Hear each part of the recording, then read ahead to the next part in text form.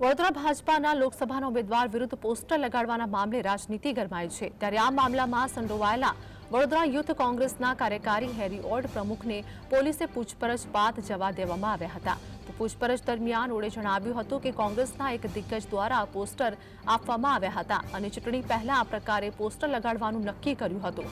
તેમજ વધુમાં તેમણે જણાવ્યું હતું કે સરકાર દ્વારા યુવાનોને દબાવવાની વાત, હની બોટકાંડ, મુખ્યમંત્રી વડોદરા વિકાસ પરની ટકોર સહિતની ઘટનાઓ બાદ યોગ્ય પણ તંત્ર દ્વારા કાર્યવાહી નહીં થતા આ પોસ્ટરો લગાવ્યા હતા।